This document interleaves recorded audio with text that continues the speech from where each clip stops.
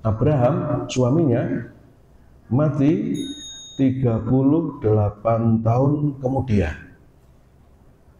Dia mati pada umur 175 tahun. Dan Tuhan telah menjanjikan kepada Abraham sebagai bapa bangsa dengan tanah terjanji, dengan keturunan sebanyak pasir di pantai. Maka Abraham oleh agama monoteis dikenal sebagai teladan orang beriman, bapak kaum beriman. Entah itu Yudaisme, entah itu Kristen, entah itu misalnya Islam, mengakui Abraham sebagai teladan kaum beriman. Kalau dulu kita pernah bina iman anak, atau sekarang kita memperhatikan mereka belajar, ada lagu yang sangat terkenal, Abraham kau mau kemana, aku ikut Tuhanku. Kau sudah kenal tempatnya, tapi Tuhan bimbingku. Kamu sudah tahu tempatnya? Enggak. Tapi saya percaya Tuhan membimbing.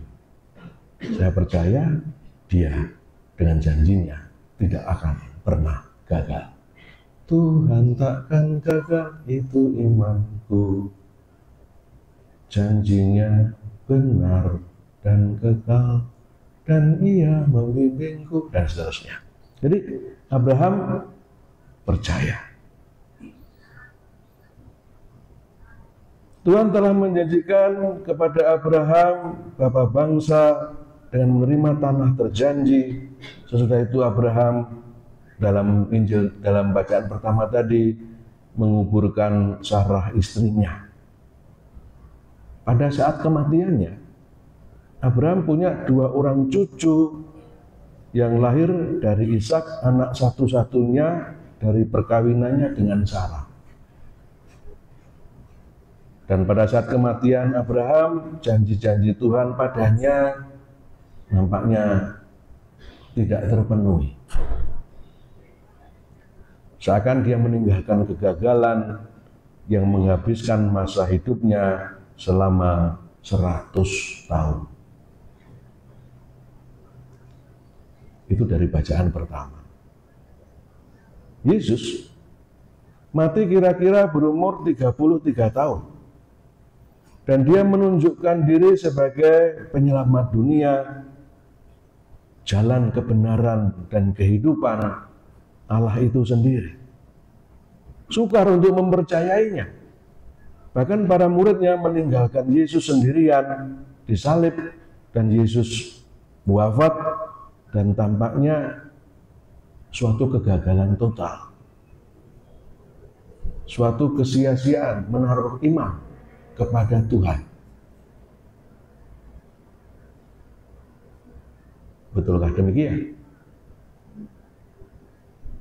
Kerajaan surga itu seumpama biji sesawi. Mulanya kecil dan suatu ketika akan menjadi besar, dan hal ini terjadi bertahun-tahun setelah kematian Anda. Anda akan melihat hanya realisasi sangat kecil, bisa jadi sekarang ini, dari janji Tuhan,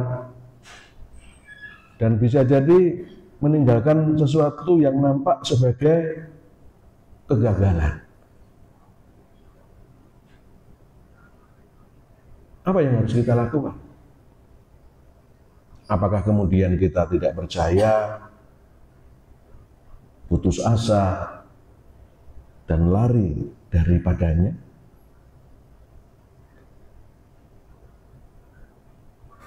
Yang perlu kita lakukan adalah kita harus hidup dengan menghayati iman. Surat Paulus kepada jemaat di Korintus itu antara lain menyampaikan kepada kita, sebab hidup kami ini adalah hidup karena percaya. dan mati dengan iman pula. Seperti surat Paulus kepada jemaat di Ibrani.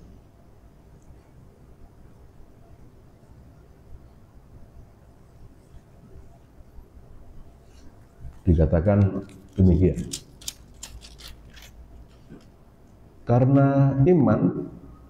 Karena iman ia juga dan Sarah beroleh kekuatan untuk menurunkan anak cucu walaupun usianya sudah lewat, karena menganggap dia yang memberikan janji itu setia.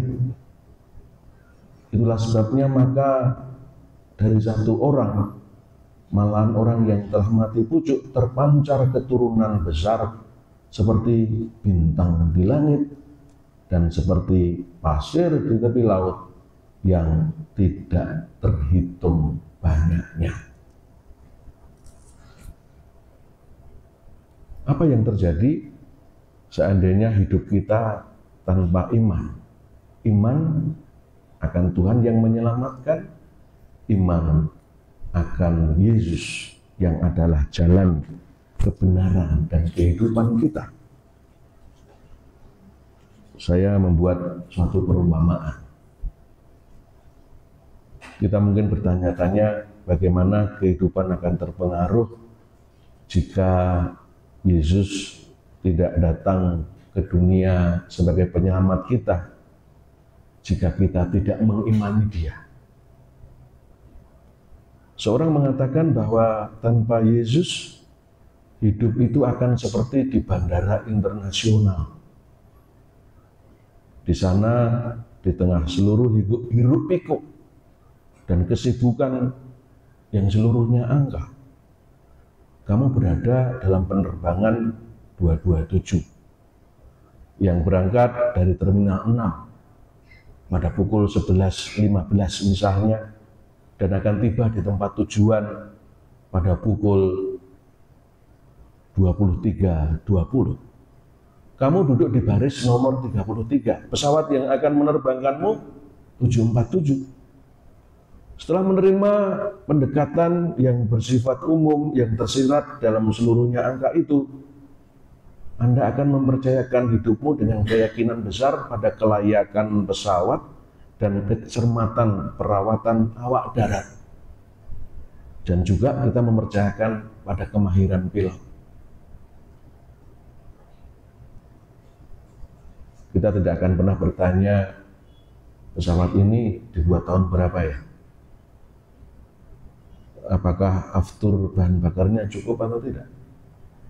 Apakah bannya sedemikian pas sehingga itu aman untuk landing ataupun nanti untuk terbang? Kita nggak pernah nanya. Tapi kita yakin, meskipun kita tidak kenal dengan kru di darat, tapi saya percaya mereka merawat, mempersiapkan pesawat ini dengan baik, dan pesawat ini memang layak terbang. Saya percaya bahwa pilot akan menerbangkan saya dengan selamat. Kalau nggak percaya, ya kita harus turun berarti. Lalu kita memperhatikan para petugas saat mereka menjelaskan prosedur keselamatan. Dan Anda tidak sedikitpun khawatir akan bahaya yang membuat penjelasan seperti itu perlu dilakukan. Mungkin sekarang nggak harus dijelaskan oleh kru udara, oleh pramugarinya, sudah terpampang di layar. Saudara-saudara, nanti kalau pesawat mendarat darurat, apakah Anda bersedia untuk membukakan pintu darurat? Saudara-saudara, pesawat ini dilengkapi dengan 4 atau 6 pintu darurat. Yang dekat dengan pintu darurat itu tempat duduk yang paling menyenangkan karena lega tempat duduknya. Tapi orang harus mau membukakan pintu kalau keadaan darurat. Anak-anak atau orang lanjut usia biasanya tidak duduk di situ atau tidak boleh. Setelah kita berada di udara dan mengendorkan urat saraf, mungkin kita berusaha menenangkan diri dengan entah itu minum atau makanan kecil. Saat kita berusaha merasa nyaman di dalam kursi, di deretan 3 kursi yang kadang-kadang merasa terkekang itu, kita berpikir pasti ada jalan yang lebih baik daripada ini.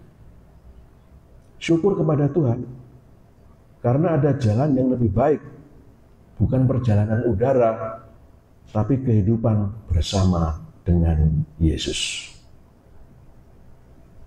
Konsili Vatikan kedua antara lain mengatakan demikian tentang kehadiran Yesus. Sebab Dia Putra Allah, dalam penjelmaannya dengan cara tertentu telah menentukan jati diri, telah menyatukan jati diri dengan setiap orang. Ia telah bekerja dengan tangan manusia, berpikir memakai akal budi manusia, bertindak atas kehendak manusiawi, mengasihi dengan hati manusia. Ia lahir dari seorang perawan, sungguh menjadi salah seorang di antara kita dalam segalanya kecuali dosa. Ia memulihkan jalan. Sementara jalan itu kita tempuh, hidup dan maut disucikan, dan kita menerima makna yang baru. Itu ada dalam Gaudium et Spes nomor 22. Lalu, sabdamu menjadi manusia lemah, supaya hidup kami yang rapuh dan fana diresapi oleh daya hidup yang abadi. Saudara-saudari, di hadapan Tuhan kita bersama dengan Yesus, kita bukan sekedar angka. Oleh karena itu, oleh Yesus kita diberi nama. Dan nama itu adalah Kristiani. Kita bukan sekedar angka.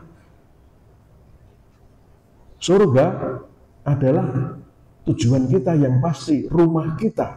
Dan kita sedang dalam perjalanan ke sana melalui kehidupan kita. Maka dalam doksologi, ya, imam itu mengatakan dengan pengantaraan Dia, bersama Dia, dalam Dia, dalam persekutuan dengan Roh Kudus, segala hormat dan kemuliaan ini dan sepanjang segala masa. Kenapa harus dengan pengantaraan Yesus? Karena Dia adalah jalan. Jalan. Satu-satunya jalan. Kenapa harus bersama Yesus? Karena Dia adalah kebenaran. Kenapa harus dengan pengantaraan bersama? Harus dengan Yesus? Karena Dia adalah kehidupan. Tidak ada seorang pun yang pernah menyampaikan kepada manusia demikian selain daripada Yesus. Para nabi hanya menunjukkan jalan, tapi Yesus menyampaikan kepada manusia, akulah jalan, akulah kebenaran. Tanpa jalan kita tidak pernah sampai tujuan. Without truth there is no knowing. Without life there is no living. Maka kita mempunyai jalan. Dan kita mendapatinya bukan di ruang publik besar yang tidak berpribadi seperti di bandara, tapi dalam suatu penyelamatan dalam gereja kita, terutama dalam Ekaristi Kudus. Selama Ekaristi kita mendengar pesan yang menenangkan, bukan mengkhawatirkan. Meskipun kadang mengandung tantangan dalam hidup kita sebagai orang Kristiani. Perjalanan kita terutama dipelihara dengan perjamuan mewah tubuh dan darah Tuhan sendiri. Dan hidup kita menjadi berbeda karena Kristus. Maka bersama dengan Kristus hendaknya itu memenuhi hati kita dengan sukacita. Karena kita menyadari Allah di dalam Kristus menyatakan kasih-Nya kepada kita, bahkan tanpa memandang kita, seperti panggilan kepada Matius yang dicap sebagai orang berdosa, namun dipilih oleh Tuhan untuk melanjutkan karya perutusannya. Hari ini saya ajak saudara-saudari berdoa, Bapa, ajarlah aku hidup dengan berwawasan iman. Kita hening sebentar, kita resapkan sabda Tuhan, kita aturkan doa kita dalam batin masing-masing.